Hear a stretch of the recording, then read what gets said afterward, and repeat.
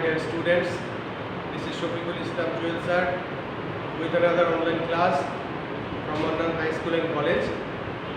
প্রিয় ছাত্রছাত্রীরা, এর আগে আমি ট্যাগ কোশ্চেনের উপর একটি ক্লাস নিয়েছিলাম। আজকে আমি বাকি অংশ তোমাদের সামনে আলোচনা করছি। তোমরা ক্লাসটি ভালো মনোযোগ দিয়ে খেয়াল করো। এখানে খেয়াল করো, everybody, everyone, anybody, anyone, somebody, someone, nobody, none অথবা নো ওয়ান ইত্যাদি শব্দগুলো দিয়ে যদি কোনো সেন্টেন্স শুরু হয়, তাহলে তার পরিবর্তে সেখানে ট্যাগ কোয়েশ্চেনে গিয়ে সাবজেক্ট হিসাবে বসে দে।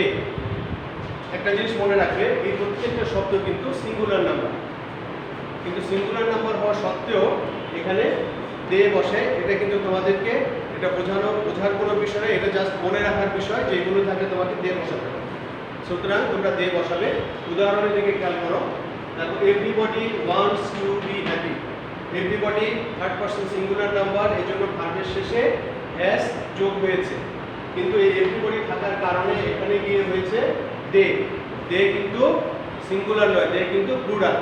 এই জন্য যেখানে তোমার নিয়মমাফিক হওয়ার কথা ছিল ডাজন্ট, কিন্তু এখানে কিন্তু এটা প্লুরাল হওয়ার কারণে দেখো এখানে হয়ে গেছে ডোন্ট।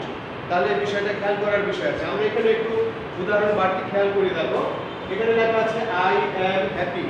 আই সিঙ্গুলার নাম্বার, এটার সাথে অ্যাম বসেছে।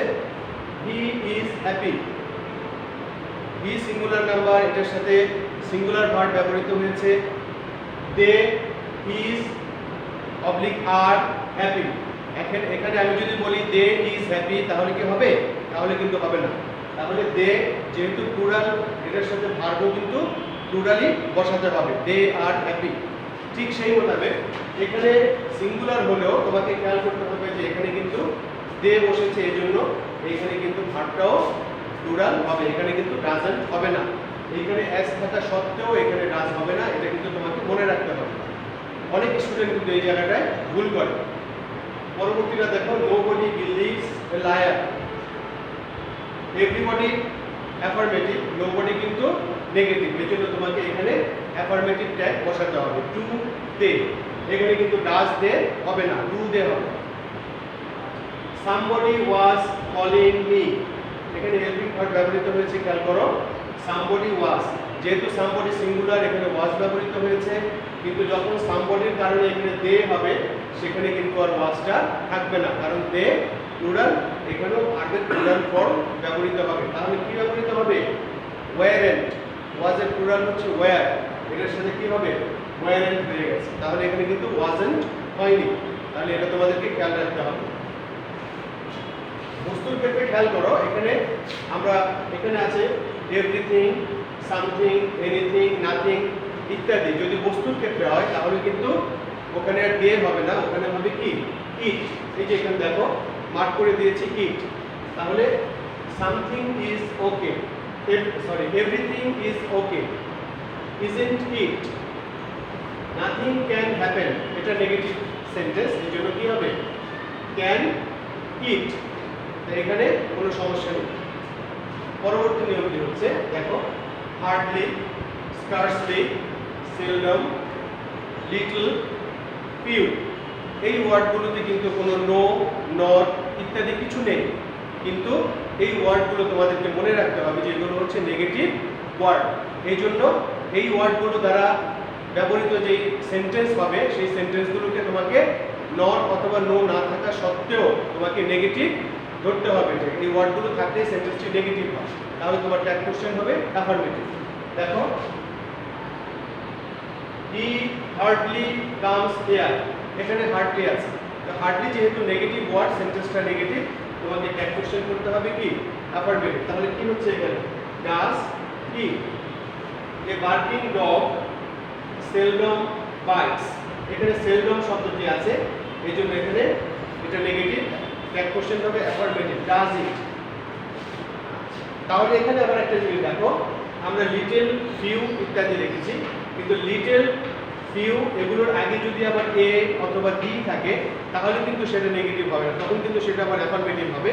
হ্যাঁ, তখন কিন্তু আবার ট্যাগ কোশ্চেনটা নেগেটিভ হবে। দেখো, I have a few friends, a few দেওয়ার কারণে কিন্তু সেটা আবার অ্যাফার্মেটিভ হয়ে গেছে, তাহলে ট্যাগ কোশ্চেনটা নেগেটিভ হবে। ডোন্ট আই, এখানে যদি এ না থেকে শুধু ফিউ থাকতো তাহলে কিন্তু আমার এই সেন্টেন্সটা নেগেটিভ হতো এবং তখন হতো কি ডু আই।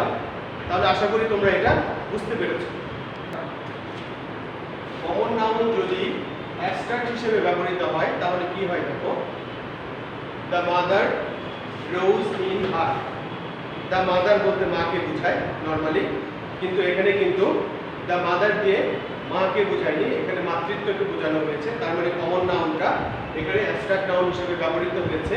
এই ধরনের সেন্টেন্স যদি থাকে তাহলে সেখানে কিন্তু দ্য মাদারের পরিবর্তে, যেহেতু এটা ফেমিনিন জেন্ডার, সেহেতু এখানে শি হওয়ার কথা থাকলেও এখানে কিন্তু শি হবে না, যেহেতু মাতৃত্ব একটা বোধ, সেই জন্য একটা অ্যাবস্ট্রাক্ট জিনিস, সেই জন্য এখানে এটার পরিবর্তে সাবজেক্ট ব্যবহৃত হবে ইট। তাহলে এখানে কি হয়েছে দেখো, ডিডেন্ট ইট। এখানে হতে পারতো the brother rose in her, তাহলে কিন্তু সেই ক্ষেত্রে কি হতো, ডিডেন্ট ইট। তাহলে এই বিষয়টা তোমাদেরকে খেয়াল রাখতে হবে। প্রভাব, প্রভাব মানে কি, প্রবাদ বাক্য। প্রভাবের সাবজেক্ট সবসময় সাধারণত ইট হবে। দেখো, all that glitters is not gold, all কিন্তু প্লুরাল, কিন্তু এখানে যেহেতু আমাদের নিয়ম হচ্ছে যে প্রভাব হলে সাবজেক্ট ইট হবে, তাহলে এখানে কিন্তু দে বা দ্যাম ইত্যাদি কিছু হয়নি। এখানে কি হয়েছে, it. All that glitters is not gold, is it. Where there is a will, there is a way, isn't it? তবে এখানে যদি তুমি isn't there ও লিখো তাহলে কিন্তু হয়ে যাবে, কিন্তু নরমালি তোমাদেরকে মনে রাখতে হবে যে প্রভাব হলে সেখানে সাবজেক্ট হিসাবে ইট ব্যবহৃত হয়। পরের নিয়মে চলে যাই। দেখো, as well as, with, along with, together with, accompanied by, and not ইত্যাদি দ্বারা যদি দুটি সাবজেক্ট যুক্ত থাকে তাহলে দুটা সাবজেক্টের প্রথম সাবজেক্ট অনুযায়ী ভার্ব ব্যবহৃত হয়। প্রথম সাবজেক্ট অনুযায়ী, তাহলে এগুলো তোমাদেরকে খেয়াল রাখতে হবে যে কোনটা কোনটা থাকলে প্রথম সাবজেক্ট হয়। আমরা উদাহরণের দিকে খেয়াল করি, আই অ্যাজ ওয়েল অ্যাজ হি। দেখো এখানে দুটো সাবজেক্ট, একটি হচ্ছে আই আর একটি হচ্ছে হি, কিন্তু এখানে যোগ হয়েছে অ্যাজ ওয়েল অ্যাজ দিয়ে। তাহলে আমরা জানি অ্যাজ ওয়েল অ্যাজ দিয়ে যুক্ত হলে প্রথম সাবজেক্ট অনুযায়ী আমাদের ভার্ব হবে। তাহলে কি হচ্ছে, I as well as he am. এখানে কিন্তু হি ইজ হয়নি, এখানে অ্যাম হয়েছে। কেন? এটা প্রথম সাবজেক্টকে ফলো করে, এই জন্য ট্যাগ কোয়েশ্চেনও সেভাবেই হবে। তাহলে কি হচ্ছে এখানে, আরএন্ট আই। আমরা জানি এর আগে পড়েছিলাম যে ফার্স্ট পারসন এরপরে অ্যাম থাকলে সেটা যদি নেগেটিভ হয় তাহলে অ্যাম এর সাথে নট বসে না, এখানে কি বসে, আরএন্ট আই বা এইন্ট আই। কিন্তু এইন্ট আইটা ভালো ইংলিশ নয়, এই জন্য আরএন্ট আই লিখব। হি অ্যান্ড নট ইউ, হি এবং ইউ আছে এখানে, কিন্তু প্রথমটা ব্যবহৃত হবে ওয়াজ রেসপন্সিবল। তাহলে কি হচ্ছে, ওয়াজন্ট হি। নরমালি কিন্তু ইউ এর সাথে আর বসে, এখানে কিন্তু সেটা বসেনি। এর বিপরীতে দেখো আবার, not only but also, either or, neither নর ইত্যাদি যদি এগুলো যদি থাকে তাহলে কিন্তু আবার দ্বিতীয় সাবজেক্টকে অনুযায়ী আর বসে। তাহলে দেখো, not only I but also হি, এখানে আই আছে এবং হি আছে, কিন্তু এখানে কিন্তু আই এর পরে এম বসেনি, এখানে কিন্তু হি অনুযায়ী দ্বিতীয় সাবজেক্ট অনুযায়ী আর ব্যবহৃত হচ্ছে ওয়াজ। তাহলে এখানে কি হচ্ছে, wasn't he. Either he or you will pay the bill. দেখো, আইদার অথবা অর থাকলেও দ্বিতীয় কি সাবজেক্ট অনুযায়ী হয়, তাহলে এখানে কি হচ্ছে, you will pay the bill, won't you. আবার একটু ব্যতিক্রম হচ্ছে, দেখো এখানে আইদার ব্যবহৃত হয়েছে ঠিকই, কিন্তু দেখো either of the boys, either of the girls, either of the persons যদি এরকম থাকে তাহলে কিন্তু সেটাকে প্লুরাল হিসাবে ধরতে হবে। দেখো এটা আবার ওর থেকে একটু ব্যতিক্রম, ডিডেন্ট দে। তাহলে আশা করি তোমরা এই নিয়মগুলো বুঝতে পেরেছো। I think, he thinks, I guess, I hope, I feel ইত্যাদি যুক্ত যদি সেন্টেন্স থাকে তাহলে দেখো এখানে দুইটা ক্লজ, তাহলে পরের ক্লজ অনুযায়ী ট্যাগ কোশ্চেন হবে। উদাহরণ দেখলে আমরা বুঝতে পারবো। দেখো, আই থিঙ্ক, এখানে আই থিঙ্ক আছে, এখানে আই হোপ হতে পারতো, আই গেস হতে পারতো অন্য সেন্টেন্সে। দেখো, I think he is honest, তাহলে এখানে I think he is honest যদি এরকম থাকে তাহলে কিন্তু পরের ক্লজ অনুযায়ী ট্যাগ হবে। তার মানে আই থিংক এখানে সাবজেক্ট আছে ভার্ব আছে, আবার এখানে সাবজেক্ট আছে ভার্ব আছে, তাহলে কোনটাকে আমরা নিব? এটা কিন্তু একটা কনফিউজিং বিষয়। তাহলে এই ধরনের ক্ষেত্রে তোমাকে কি করতে হবে দেখো, পরের সাবজেক্ট অনুযায়ী তোমাকে নিতে হবে। তাহলে কি হবে? প্রেজেন্ট হি, পরের সাবজেক্ট হচ্ছে এখানে হি এবং তার ভার্ব হচ্ছে ইজ, তাহলে কি হবে? ইজেন্ট হি, আমরা পরেরটা ধরে করেছি। কিন্তু ব্যতিক্রম হচ্ছে যদি আবার আই থিংক বা আই হোপ ইত্যাদি যদি মাঝখানে কোনো যদি দ্যাট থাকে তাহলে কিন্তু আবার আমরা যে প্রথম অংশ আছে সেটাকে ধরে আমাদের করতে হবে। তাহলে কি হচ্ছে দেখো, I hope that he will come round soon, তাহলে কি হচ্ছে এখানে আমরা কিন্তু আইকে ধরে করেছি। Don't I hope, don't I. তাহলে পরের যে নিয়মগুলো আছে এগুলো একটু ডিফেক্টিভ নিয়ম। দেখো এক্সক্লেমেটরি সেন্টেন্স থাকে বা আমরা যদি কোনো উইশ করি তাহলে কি করতে হবে দেখো, হাউ ফানি, এটা কিন্তু একটা এক্সক্লেমেটরি সেন্টেন্স, কিন্তু এখানে কোনো সাবজেক্ট নাই, কোনো ভার্ব নাই, সেই ক্ষেত্রে আমাদের কি হবে? তাহলে সেই ক্ষেত্রে হবে আমাদের দেখো ইজেন্ট ইট, এরকম হবে। এখানে হাউ ফানি মানে এখানে যদি আমরা পুরো সেন্টেন্সটি লিখতাম তাহলে হতো হাউ ফানি ইট ইজ, তাহলে ইট ইজ এই কথাটি এখানে উচ্চ আছে, এই ধরনের ধরে আমরা এখানে কি করব? Isn't it.